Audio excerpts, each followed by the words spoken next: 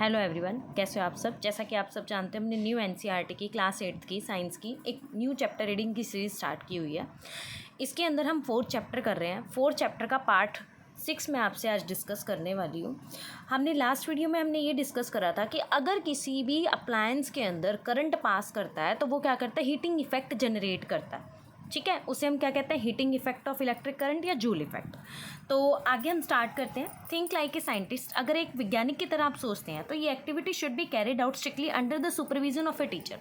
ये जो एक्टिविटी आप करोगे टीचर की गाइडेंस के अंदर होनी चाहिए। Repeat activity 4.5 with a battery of 2 cell. आपने इस एक्टिविटी को बैटरी के साथ और 2 सेल के साथ क्या करना है, रिपीट करना है। जो एक्टिविटी 4.5 हमने क्या करी थी, स्टडी करी थी। अब ये कहता है कि आपने क्या नोटिस किया, for the same duration does the wire heat up more than 1 और 2 सेल। कहता है कि अगर आप सेल एक से ज़्यादा कनेक्ट कर रहे हो तो एक से ज़्यादा सेल कनेक्ट करने पे क्या जो वायर है वो जल्दी हीट हो रही है।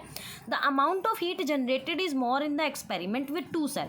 तो अमाउंट ऑफ हीट क्या हो जाती है, ज़्यादा हो जाती है अगर आपके सेल का क्या हो जाता है, इंक्रीज हो जाते हैं। इसका रीज़न क्या है, हीट जनरेट करती है depend upon magnitude of electric current. जितने ज़्यादा आपके इलेक्ट्रिक सेल होंगे ना उतना ही ज़्यादा करंट पास होगा, और जितना ज़्यादा करंट पास होगा उतनी ही ज़्यादा हीट जनरेट होगी।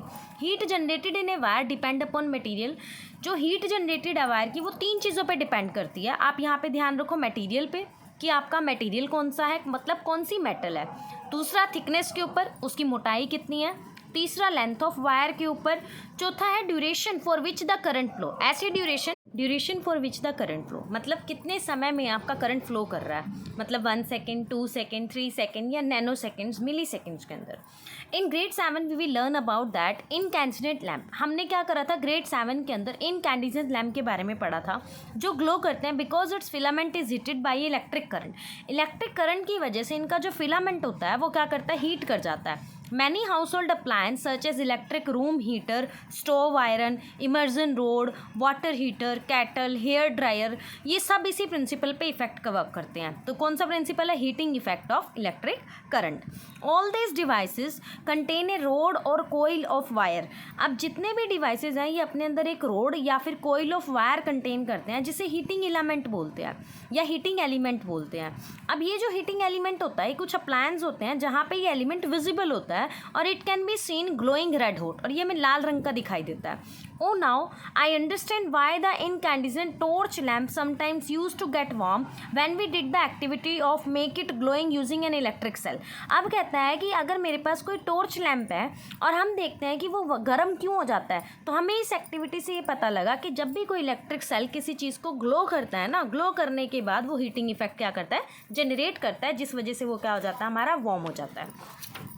आगे देखिए, इस तरह से आपका ये रूम हीटर की तरह वर्क करता है।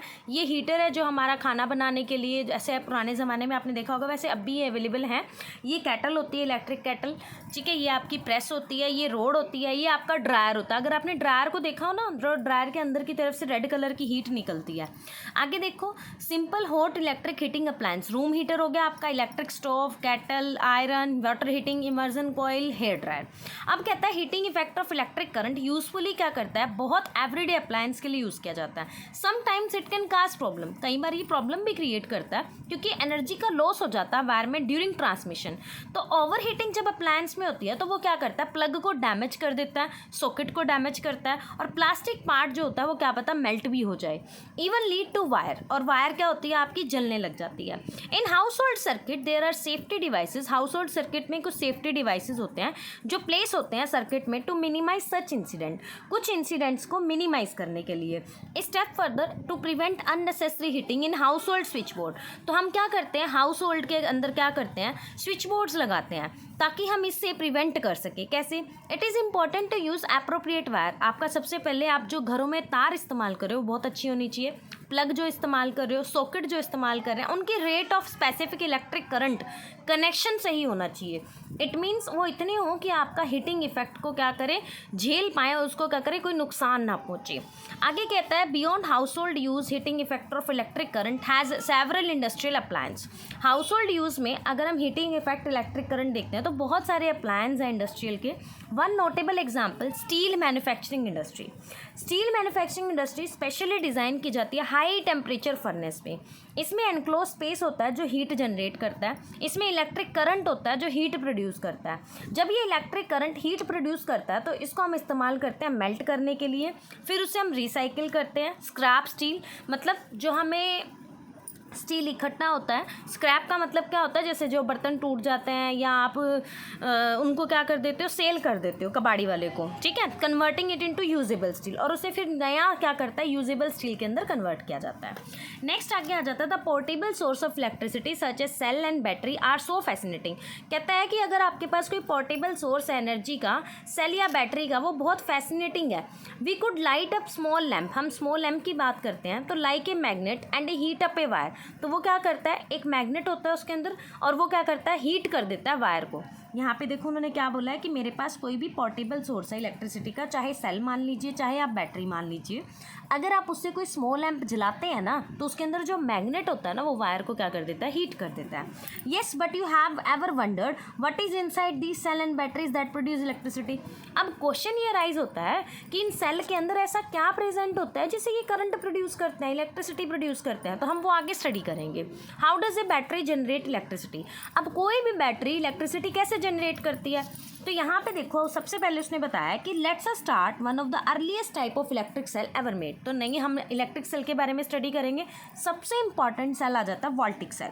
वोल्टिक सेल को गैल्वेनिक सेल भी बोला जाता है। ये दो मेटल प्लेट से बना होता है, डिफरेंट टाइप की, और लिक्विड होता है जिसे इलेक्ट्रोलाइट बोला जाता है। इसमें प्लेस होता है ग्लास, कांच की प्लेट होती है या प्लास्टिक का कंटेनर होता है। ये जो प्लेट होते हैं ना हम इलेक्ट्रोड बोलते हैं।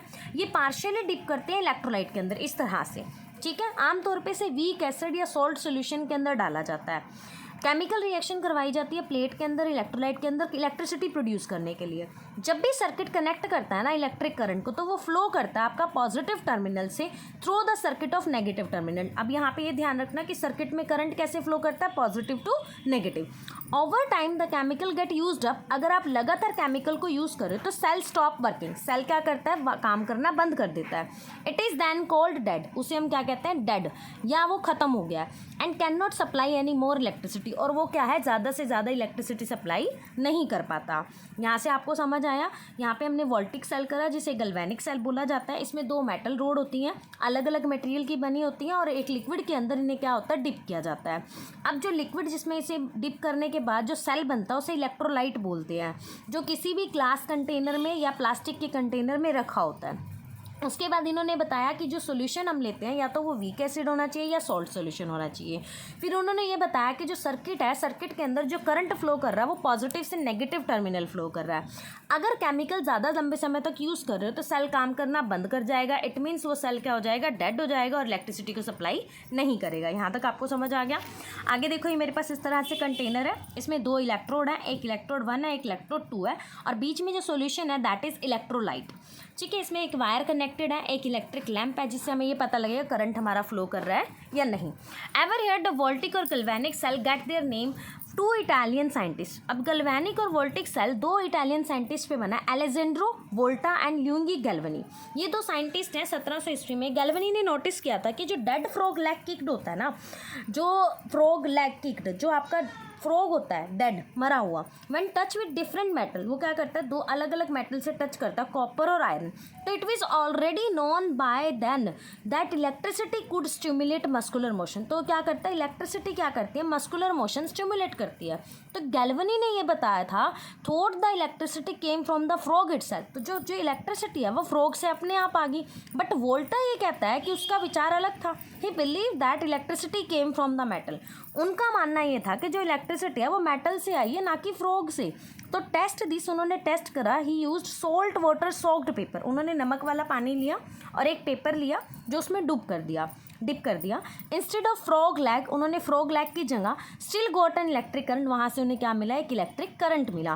This shows that it was the combination of metal and liquid that generate electric current. तो यहाँ पे एक कॉम्बिनेशन जनरेट हुआ मेटल का और लिक्विड का, जो इलेक्ट्रिक करंट क्या करता है, जनरेट करता है, leading to the invention of the first battery. इससे क्या हुआ था, फर्स्ट बैटरी का इन्वेंशन हुआ था, जिसे हम बोलते हैं वोल्टिक या गैल्वेनिक सेल।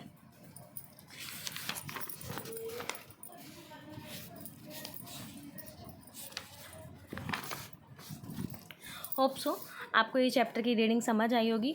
अब इस चैप्टर का सिर्फ हमारे पास लास्ट पार्ट रह गया है, पार्ट 7। वो मैं आपके साथ नेक्स्ट वीडियो में डिस्कस करूँगी। अगर